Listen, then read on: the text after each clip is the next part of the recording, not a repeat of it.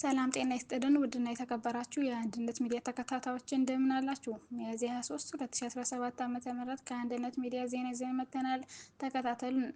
የድል ዜና የበረሃኛው ቀስተ ዳመና ብርጌድ ፋኖች ጠላትን ረፈረፉት። ተጠናክሮ በቀጠለው ዘመቻ አንድነት በአማራ ፋኖ በጎጃም የቀኝ ጌታ ዮፍታሔ ንጉሴ 6ኛ ክፍለ ጦር የበረሃኛው ቀስተ ደመና ብርጌድ ደብረ ኤልያስ ከተማ ዘልቀው በመግባት ጠላትን ረፍርፈውታል።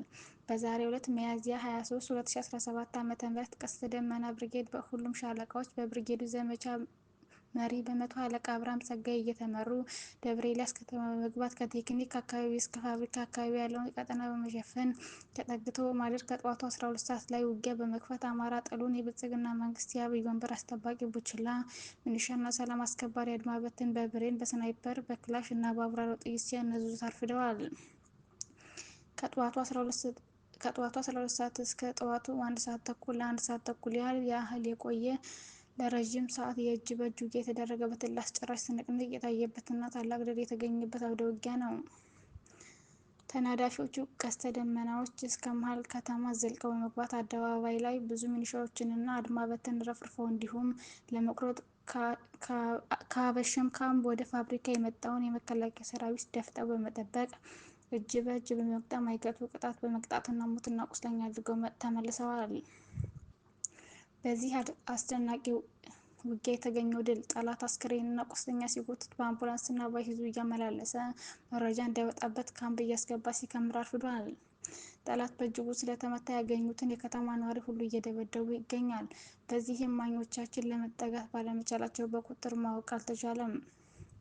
በተጨባጭም ከደብረ ኤልያስ ሆስፒታል 3 የሚሊሻ አስክሬን ወጥተዋል። በሞትና በሕይወት መካከል ያሉ ከባድ ቁስለኞችም በአምቡላንስና በአይሱዙ በሸራ ተጠርዘው ወደ ደብረ ኤልያስ ሪፈር ተልከዋል።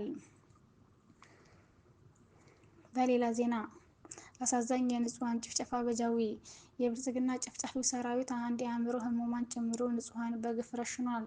በቀን 23 2017 ዓ.ም በወርቅ ሜዳ ከተማ የጨፍጫፊው ስርዓት ጠባቂ ሰራዊት 3 ንጹሃን ላይ አሰቃቂ ግድያ ፈጽሟል ሲሆን ሟች ግለሰቦች አንደኛ የአእምሮ ህሙማን ግለሰብ ከአባ አባ ቀበሌ ነዋሪ ሲሆን የአእምሮ ታማሚ መሆኑን በሕክምና ተረጋግጦ መድኃኒት እየወሰደ መሆኑን እያወቁ እና ከዚህ በፊት ደብድበው የአካል ጉዳት ያደረሱበት የነበር።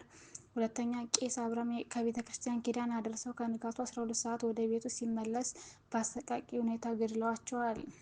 ሶስተኛ ትልቅ ሰው አንተነህ ሲሜዳ ፍሪጥ ቀበሌ ነዋሪ ሲሆን ለገበያ ወርቅ ሜዳ ከተማ ሄዶ ምሽት 3 ሰዓት ከዘመድ ቤት እያለ በግፍ ተረሽኗል። አራተኛ ያርጋል ጋሹ ከአባ አቦ ቀበሌ ነዋሪ ሲሆን ያረጋል ጋሹ ከአባ አቦ ቀበሌ ከመኖሪያ ቤቱ 6 ሰዓት በአገዛዙ ሰራዊት ተረሽኗል።